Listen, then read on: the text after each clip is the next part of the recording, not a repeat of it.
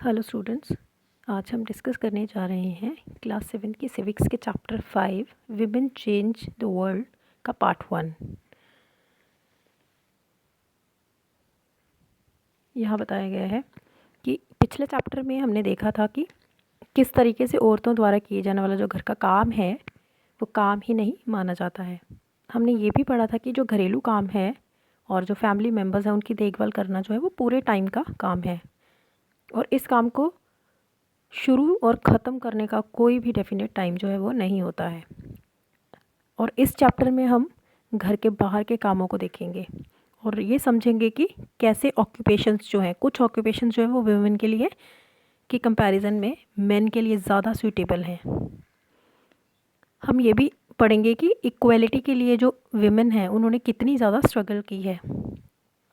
पहले भी और आज भी शिक्षा प्राप्त करना जो है एक ऐसा तरीका है जिससे औरतों के लिए जो है नई नई अपॉर्चुनिटीज़ जो है वो क्रिएट की जाती हैं।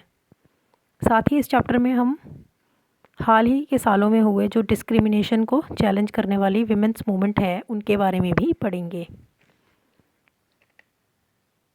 आगे देखिए, यहाँ पे कुछ इमेजेस ड्रॉ करने के लिए कहा गया है, जैसे कि farmer, factory worker, nurse, scientist, उसके बाद पायलट और टीचर। तो उसके बाद यहाँ पे नीचे कहा गया है, नीचे दिए गए टेबल में आपको हर ऑक्यूपेशन के बेसिस पे मेन और वुमेन जो है उसकी इमेजेस को अलग करना है। यानी यहाँ पे आपने मेल इमेजेस भरनी है और यहाँ पे फीमेल इमेजेस के नंबर्स लिखने हैं। उसके बाद साइड में कुछ क्वेश्चंस भी दिए गए हैं। उसके बाद आगे यहाँ पे देखेंगे आप, एक टेबल दिया गया है जो कि रोज़ी मैम ने अपनी क्लास के बच्चों को फिल करने के लिए दिया है और जिसके रिज़ल्ट्स जो हैं कुछ इस तरह हैं। यहाँ पे आप देखेंगे कि जो टीचर के लिए बच्चों ने इमेजेस बनाई हैं वो फीमेल की इमेजेस ज़्यादा हैं, 25 हैं, और मैन की कितनी है, 5। उसके बाद फार्मर की इमेजेस जो है वो कितनी है, 30, और फीमेल की 0 हैं। उसके बाद फैक्ट्री वर्कर वो 25 है और फीमेल की कितनी है, 5। नर्स में मेन की 0 इमेज बनाई गई है और 30 कितनी है, किसकी है, फीमेल की। साइंटिस्ट की मेन में 25 इमेजेस बनाई गई हैं और फीमेल की कितनी इमेजेस बनाई गई हैं, 5 ओनली। और पायलट में भी 27 बनाई गई हैं और फीमेल की 3 बनाई गई हैं। लेकिन यहाँ पे एक पिक्चर दी गई है जिसमें नीचे इन्फॉर्मेशन में दिया गया है कि 83.6% जो है वर्किंग वुमेन है, जो हमारे देश में जितनी भी औरतें हैं 83.6 जो है परसेंटेज उनकी, वो अपने या किसी के खेतों में काम करती हैं। उनके काम में क्या क्या आता है, प्लांटिंग आता है, प्लांटिंग होता है पौधे रोपना, और वीडिंग होता है जो एक्स्ट्रा पौधे होते हैं ना उनको निकालना। उसके बाद फिर हार्वेस्टिंग और थ्रेशिंग, जैसे कि क्रॉप को काटना और उसकी कुटाई करना, ये सारे जो हैं वो शामिल हैं। फिर भी जब हम किसान के बारे में सोचते हैं तो हम यही सोचते हैं कि एक मैन जो है वही किसान हो सकता है, न कि कोई विमेन। तो यहाँ पे पिक्चर में आप देख रहे हैं, यहाँ पे विमेन जो है ये भी किसान है, ये भी एक फार्मिंग का काम कर रही हैं। उसके बाद हमारा नेक्स्ट टॉपिक है fewer opportunities and rigid expectations. इसका मतलब है कम अवसर और कठोर अपेक्षाएं, यानी इसके बारे में हम पढ़ने जा रहे हैं। यहाँ दिया गया है कि रोज़ी मैम की क्लास में ज़्यादातर बच्चे जो हैं उन्होंने नर्स के लिए विमेन और आर्मी ऑफिसर्स के लिए मेन की इमेजेस जो है वो बनाई हैं। उनको लगता है कि जो विमेन है वो नर्स बन सकती हैं और आर्मी ऑफिसर नहीं बन सकती हैं, और मेन जो है वो सिर्फ आर्मी ऑफिसर्स बन सकते हैं, नर्स की जो जॉब है वो उसे अच्छे से नहीं कर सकते हैं। ऐसा उन्होंने इसलिए सोचा क्योंकि उन्हें लगता है कि घर के बाहर भी औरतें जो हैं उनके कुछ ख़ास तरह के काम ही अच्छी तरह से कर सकती हैं, कुछ सर्टेन काम है जो वही कर सकती हैं। एग्ज़ाम्पल के तौर पे बहुत से लोग जो हैं वो मानते हैं कि औरतें अच्छी नर्सेस हो सकती हैं क्योंकि वो ज़्यादा सहनशील होती हैं। यहाँ पे दिया गया है कि जो औरतें हैं वो ज़्यादा पेशेंट होती हैं और ज़्यादा जेंटल होती हैं। पेशेंट होता है सहनशील, और ज़्यादा जेंटल होती हैं। उनकी इसी क्वालिटी को परिवार में औरतों के रोल के साथ मिलाकर देखा जाता है, उसको लिंक किया जाता है। इसी तरह से माना जाता है कि साइंस के लिए टेक्निकल माइंड की ज़रूरत होती है, और जो लड़कियां होती हैं, औरतें होती हैं, उनके पास टेक्निकल वर्क के लिए कैपेबिलिटी नहीं होती है, यानी वो उसके काबिल नहीं होती हैं, ऐसा माना जाता है। बहुत सारे लोग इस तरह की स्टीरियोटाइप्स यानी रूढ़िवादी विचारों में बिलीव करते हैं। इसलिए बहुत सी लड़कियां जो हैं उनको डॉक्टर और इंजीनियर बनने के लिए स्टडी और ट्रेनिंग के लिए वो असिस्टेंस नहीं मिल पाता, वो सहयोग नहीं मिल पाता जो कि लड़कों को मिलता है। यानी लड़कियों की शिक्षा पे ज़्यादा जोर दिया जाता है, उनको डॉक्टर्स इंजीनियर, लड़कों को जो है वो डॉक्टर इंजीनियर बनाया जाता है, लेकिन लड़कियां जो है उनको इन चीज़ों पे ज़्यादा जोर नहीं दिया जाता। ज़्यादातर फैमिलीज़ में स्कूल एजुकेशन पूरी हो जाने के बाद लड़कियों को इस बात के लिए इनकरेज किया जाता है कि उन्हें मैरिज करनी है, और उनकी लाइफ जो है उनकी एक मेन एम क्या है, वो मैरिज ही है, तो उन्हें मैरिज करने के लिए कहा जाता है। उसके बाद यहाँ देखेंगे, यहाँ बताया गया है कि ये समझना जो है, अंडरस्टैंड करना बहुत ज़रूरी है कि हम ऐसे समाज में रह रहे हैं जहाँ सभी बच्चों को अपने चारों तरफ की जो दुनिया है वहाँ से उनको प्रेशर का सामना करना पड़ता है, दबावों का सामना करना पड़ता है। कभी ये दबाव जो है वो बड़ों की एक्सपेक्टेशंस के रूप में होते हैं, यानी बड़े जो हैं हमसे बहुत कुछ एक्सपेक्टेशंस रखते हैं, एक्सपेक्ट करते हैं। तो कभी ये हमारे अपने ही फ्रेंड्स के गलत तरीके से चिढ़ाने के कारण पैदा हो जाता है। लड़कों पर ऐसी जॉब पाने के लिए दबाव डाला जाता है जिसमें उन्हें ज़्यादा से ज़्यादा सैलरी मिले। अगर वो दूसरे लड़कों की तरह बिहेव नहीं करते तो उन्हें चिढ़ाया जाता है, समाज में उनको टीज़ किया जाता है और उन पे धौंस भी जमाई जाती है। आपको याद होगा कि क्लास 6 की टेक्स्ट बुक में हमने पढ़ा था कि लड़कों को बचपन से ही दूसरों के सामने रोने पर चिढ़ाया जाता है, यानी वो रो भी नहीं सकते बेचारे। कहा जाता है कि लड़के जो होते हैं वो स्ट्रांग होते हैं, उनको रोना नहीं चाहिए। उसके बाद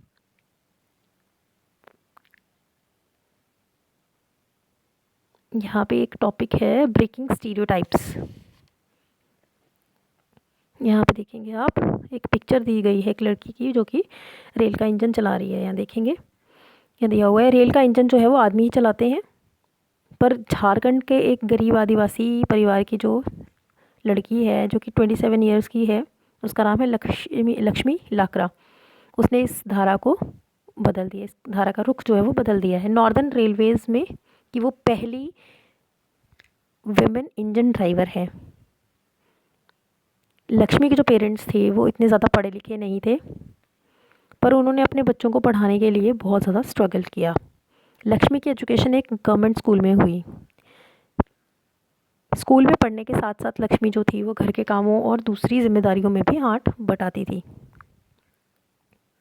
उसने मन लगाकर और मेहनत से पढ़ाई की, और स्कूल पूरा करने के बाद उसने इलेक्ट्रॉनिक्स में डिप्लोमा लिया। फिर वो रेलवे बोर्ड के एग्ज़ाम में बैठी और पहली ही कोशिश में वो पास हो गई। इसके लिए लक्ष्मी जो है, यहाँ पे उसके वर्ड्स दिए गए हैं।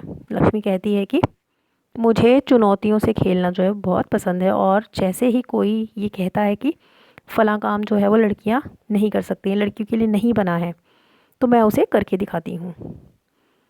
लक्ष्मी की लाइफ में ऐसा करने के लिए उसके पास बहुत सारे मौके आए, उसको बहुत सारे मौके मिले। जब वो इलेक्ट्रॉनिक्स करना चाहती थी तो तब उसने पॉलिटेक्निक में मोटरसाइकिल चलाई, और तभी उसने ये तय किया कि वो इंजन ड्राइवर बनेगी। उसका नज़रिया जो था वो सीधा साधा है। वो कहती है कि जब तक मुझे मज़ा आ रहा है और मैं किसी को नुकसान नहीं पहुंचा रही हूँ, और मैं अच्छे से रह पा रही हूँ और अपने माता पिता की मदद कर पा रही हूँ, तो मैं अच्छे अपने तरीके से क्यों नहीं जीऊँ। तो ये सब जो है ये उसके वर्ड्स हैं। उसके बाद हमारा नेक्स्ट टॉपिक है लर्निंग फॉर चेंज, यानी परिवर्तन के लिए सीखना। यहाँ देखो, यहाँ दिया गया है कि स्कूल जाना जो है वो आपकी लाइफ का एक इम्पॉर्टेंट पार्ट है। जैसे जैसे स्कूल्स में हर साल ज़्यादा से ज़्यादा संख्या में जो बच्चे हैं वो एडमिशन ले रहे हैं, हम सोचने लगते हैं कि सब बच्चे जो हैं, सब बच्चों के लिए स्कूल जाना जो है वो एक आम बात है, कॉमन थिंग है। आज हमारे लिए ये इमेजिन करना करना भी मुश्किल है कि कुछ बच्चों के लिए स्कूल जाना और पढ़ना जो है उनकी पहुंच के बाहर की बात है, या फिर अनुचित बात भी मानी जाती है, इनएप्रोप्रिएट माना जाता है इसको।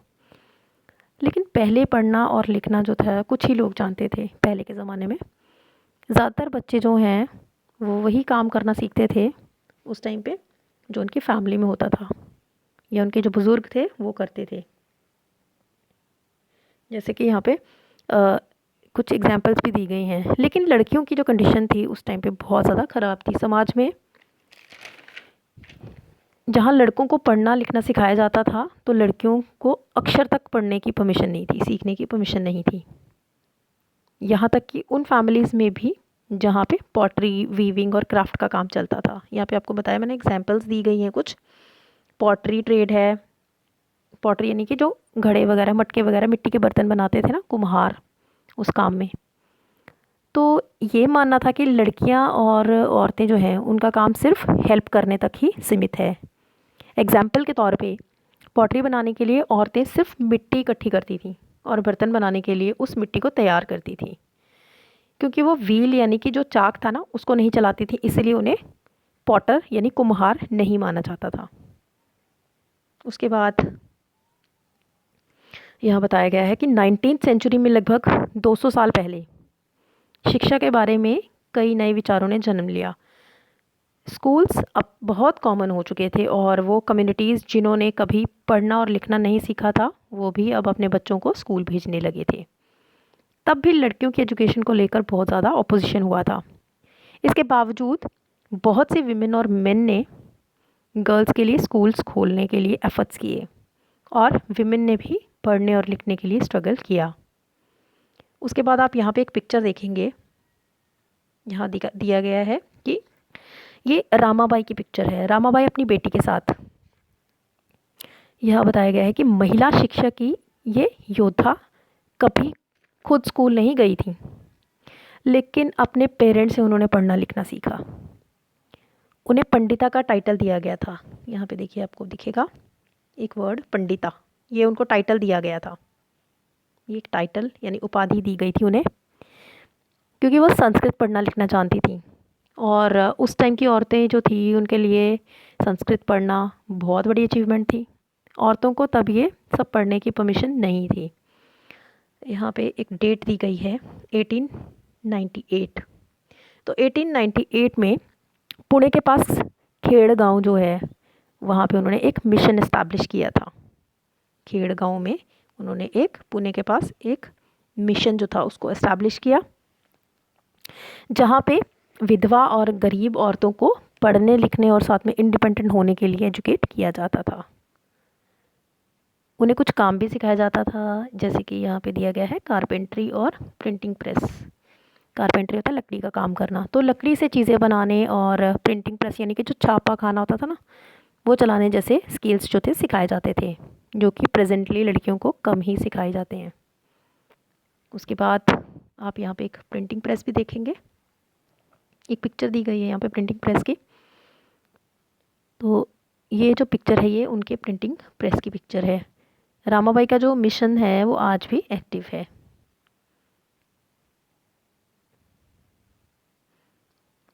नेक्स्ट यहाँ पे बढ़ते हैं हम लोग। तो यहाँ पे रसुंदरी देवी का नाम दिया गया है। रसुंदरी देवी, इनका टाइम पीरियड है 1800 से लेकर 1890 तक।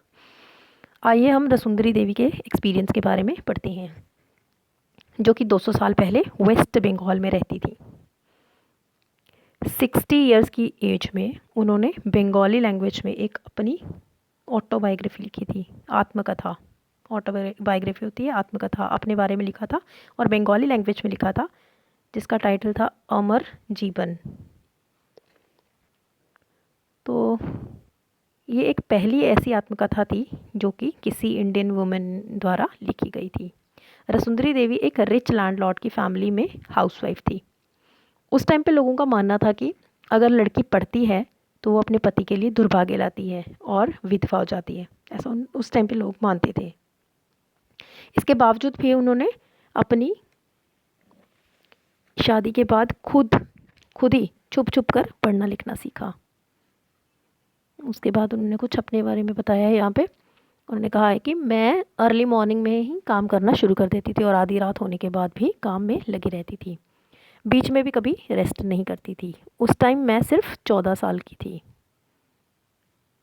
मेरे मन में एक इच्छा पनपने लगी, मैं पढ़ना सीखूंगी और एक रिलीजियस मैन्युस्क्रिप्ट पढ़ूंगी।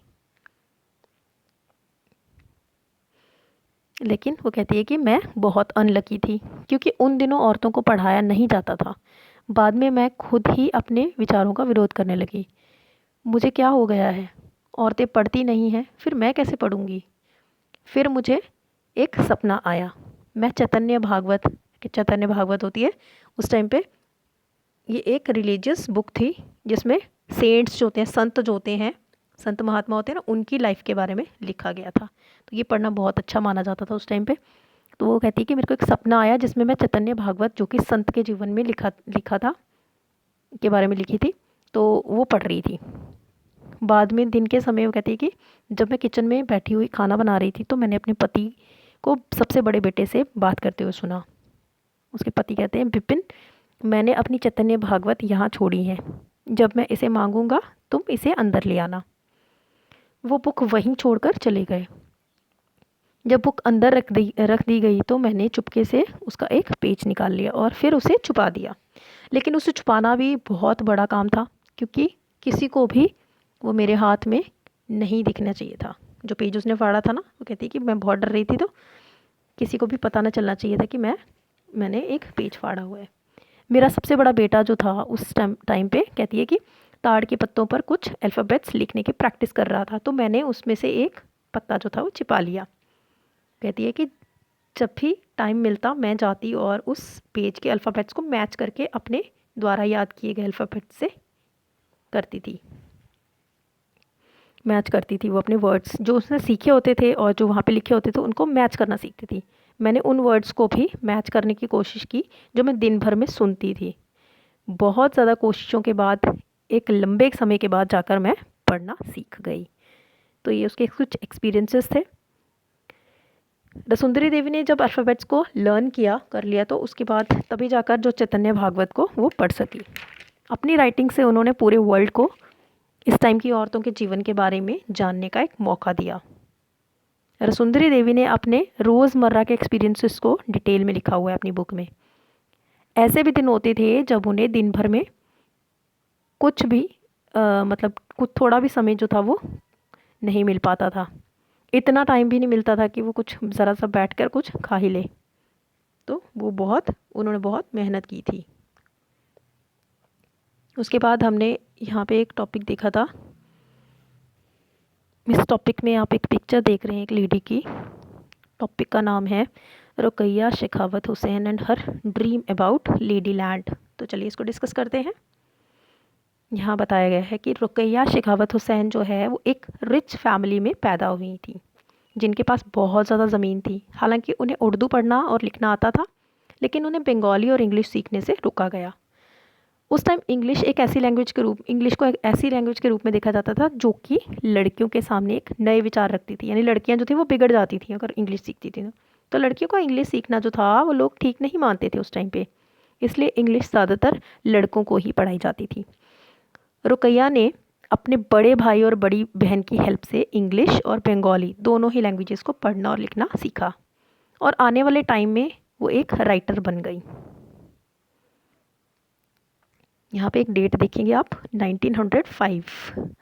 तो 1905 में जब वो सिर्फ 25 साल की थी, अपने इंग्लिश स्किल्स जो थे उनको प्रैक्टिस करने के लिए उन्होंने एक रिमार्केबल स्टोरी जिसका नाम था, यहाँ पे एक टाइटल देखेंगे आप, सुल्तानाज ड्रीम। तो सुल्तानाज ड्रीम नाम का एक स्टोरी जो थी उन्होंने लिखी इंग्लिश में। इस स्टोरी में सुल्ताना नाम की एक औरत को इमेजिन किया गया है, यानी ये एक काल्पनिक स्टोरी है जो कि लेडीलैंड नाम की एक जगह पहुंचती है। लेडीलैंड एक जगह होती है, लेडीलैंड यानी जहाँ पे लेडीज़ जाती हैं उस जगह पे। तो लेडीलैंड जो थी एक ऐसी जगह थी जहाँ पे औरतों को पढ़ने और काम करने और एक्सपेरिमेंट्स वगैरह जो थे करने की परमिशन थी। इस स्टोरी में औरतें जो थी वो बादलों से होने वाली जो बारिश थी ना उसको रोकने के लिए अलग अलग तरीके खोजती थी और हवाई कारें जो थी उनको भी चलाती थी। लेडीलैंड में मैन की एग्रेसिव गन्स और जो दूसरे वेपन्स वॉर वेपन्स होते थे विमेन की ब्रेन पावर के आगे फीके पड़ जाते हैं, यानी वो हार जाते हैं। यानी उनकी जो गन्स थी या जो उनके वेपन्स थे वो भी लेडीज़ के जो माइंड था, माइंड ब्रेन पावर थी, उससे हार जाते हैं। सुल्ताना लेडीलैंड में अपनी बहन सारा के साथ यात्रा पर जाते हैं। तभी उसकी आँख खुल जाती है और उसे पता चलता है कि वो सिर्फ एक सपना देख रही थी। तो जैसा कि आपने देखा कि रुकैया शेखावत हुसैन उस टाइम औरतों के हवाई जहाज़ और कारें वगैरह जो थी उसको चलाने के का सपना देख रही थी, जब लड़कियों को स्कूल तक जाने की परमिशन नहीं थी। तो ये उस टाइम की बात है। इस तरह से एजुकेशन ने जो रुकैया थी उसकी लाइफ जो थी पूरी तरह से चेंज कर दी थी। वो सिर्फ खुद ही को एजुकेट नहीं करना चाहती थी, यानी खुद को एजुकेट करके ही वो सेटिस्फाइड नहीं थी। उनकी एजुकेशन ने उन्हें सपना देखने और लिखने की शक्ति ही नहीं दी, बल्कि जो उससे भी ज़्यादा कुछ करने की शक्ति दी। तो 1910 में, यहाँ पे एक डेट देखेंगे आप, उन्होंने एक स्कूल जो कि किसके लिए था, गर्ल्स के लिए, कोलकाता में। तो कोलकाता में एक स्कूल जो था जो कि लड़कियों की शिक्षा के लिए था उसको ओपन किया, और जो कि आज भी एक्टिव है, आज भी फंक्शन कर रहा है। तो इसके साथ ही हमारा टॉपिक पार्ट 1 जो है वो ख़त्म हुआ। मिलेंगे आपसे नेक्स्ट वीडियो में पार्ट 2 के साथ।